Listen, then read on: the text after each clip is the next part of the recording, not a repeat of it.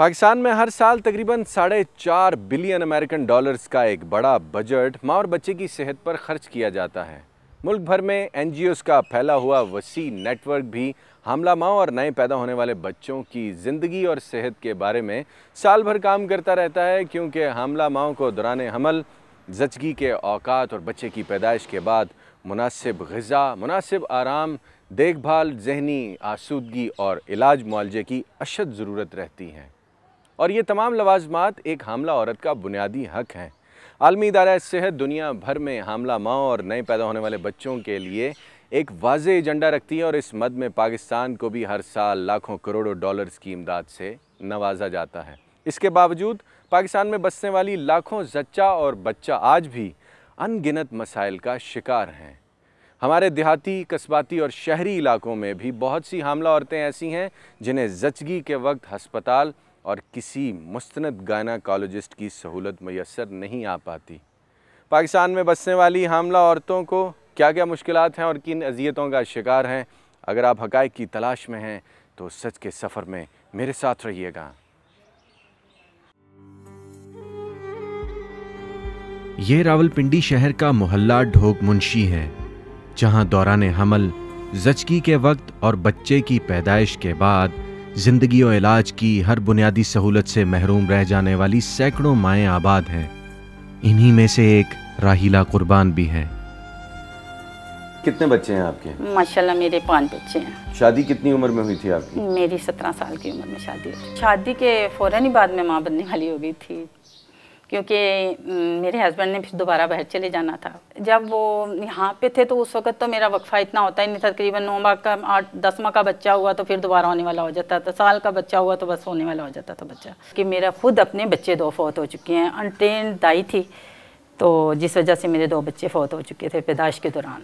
वो इस तरह था कि पहले तो मैं 1-2 दफ़ा हॉस्पिटल मुझे अपनी सास अम्मा लेके गई, लेकिन जब डिलीवरी के दौरान फिर वो नहीं लेके जाती थी तो दाया कहती थी बिल्कुल ठीक है, डिलीवरी घर पे ही हो जाएगी।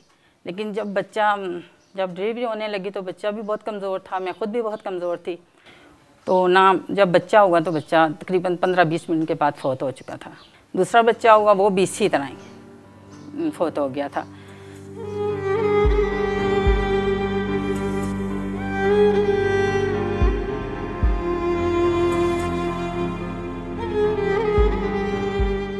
पाकिस्तान में हर साल तकरीबन 4.3% बच्चे पैदाइश के वक्त और 1,35,000 ख़वातीन गैर तरबियत याफ्ता दाइयों और म्यारी तिब्बी सहूलियात न मिलने की वजह से दौरान ज़चगी मर जाती हैं। कई हामला औरतों को पर्दे की पाबंदी की वजह से अस्पताल तक ले जाया ही नहीं जाता। उस वक्त तो ये होता था ना कि बस नहीं भी घर में होगी, डिलीवरी घर में होगी, नहीं जाना हॉस्पिटल। एक दफ़ा तो लेके गए भी थे तो फिर दोबारा घर ले आए थे। वजह क्या होती थी कि आपको हॉस्पिटल ले जाया गया दौरान हमल, फिर ले आया गया? पर्दा और कोई बात नहीं, बस पर्दे में रह के बस जो बात होगी बस पर्दे में रह के। ना तजर्बाकार दाई की मौजूदगी और लेडी डॉक्टर से भी पर्दा कायम रखने की बिना पर हामला माँ की जान पर दौरान ज़चगी जो जुल्म हुआ वो किस्सा तो अलग रहा, लेकिन राहिला कुर्बान के नौमौलूद जिगरगोशे का क्या अंजाम हुआ? दुखी माँ की दुहाई सुनिए।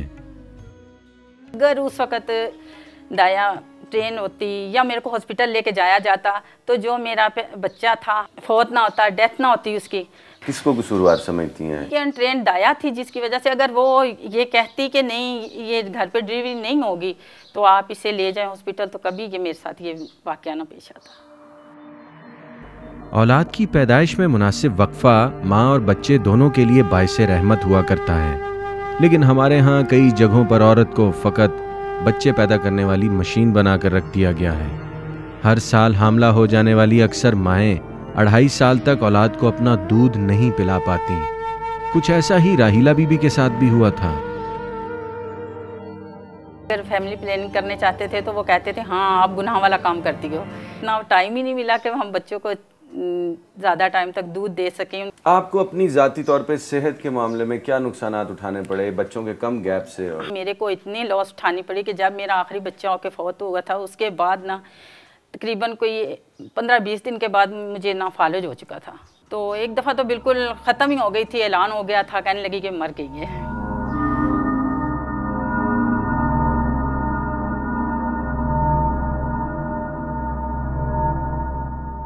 वतन अजीज़ में हमल, ज़चगी के दौरान और बच्चे की पैदाइश के बाद औलाद जनने वाली कई माँओं पर मुसीबतों के पहाड़ टूटते हैं।